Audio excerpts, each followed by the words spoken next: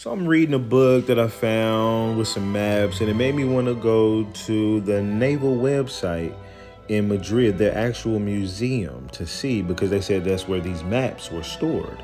And I actually noticed this big giant map on the wall. But something intrigued me even more so about this map on the wall. Do you see that line, those lines going that way and those lines going this way? Let's get a little bit closer. Now you see this and this, that's North America, Mexico, South America, right?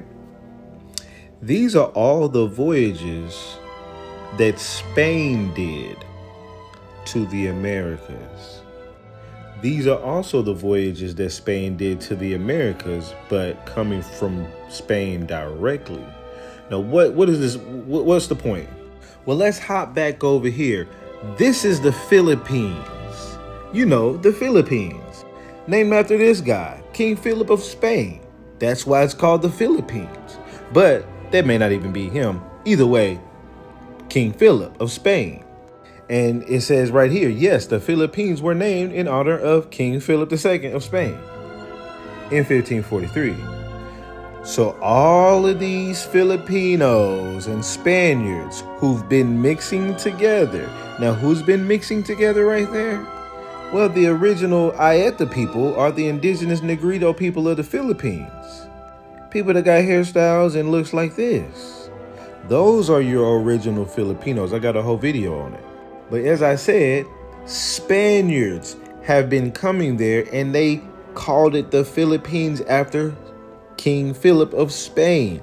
So that means these people have been coming in there and mixing somewhat with those people. Those people still exist though. But they've turned them into people who look somewhat like this, or they've brought in people who look like this. A combination of the two. I think some of these people were brought in, Mongolians, Asians, whatever mix.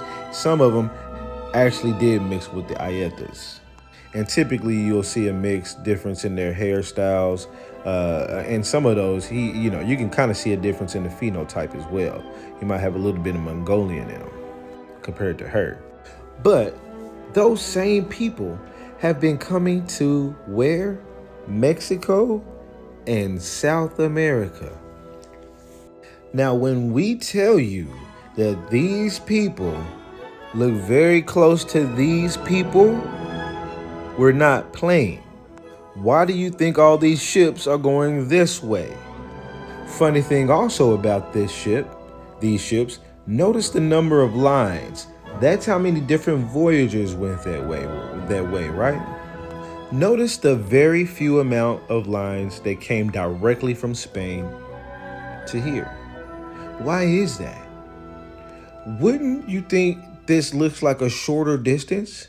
And you only got 1, 2, 3, 4, 5, 6 voyagers. This one came across. They went around the whole damn South America and then went. And it looks like you have some that attempted to go and didn't make it. But only 1, 2, 3, 4, or 5 compared to the enormous amount of voyagers that left this whole vast area, which should be way harder to cross if we're going off of the way they have these maps set up.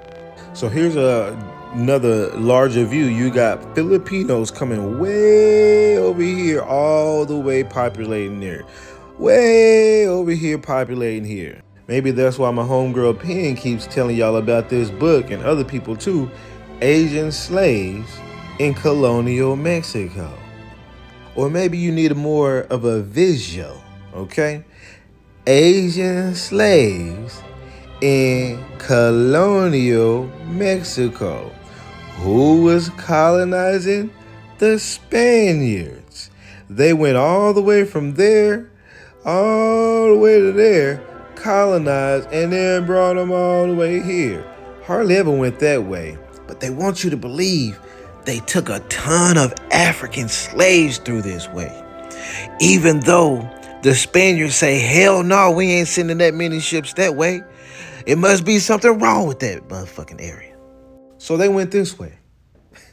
And they brought a lot of people with them. That's why it looks so much like this today. As if these people don't look like a mixture of these people, possibly and the Spaniards, and possibly some Ayeta or some indigenous American Indians who were already there in Mexico and other areas. So y'all know they be playing,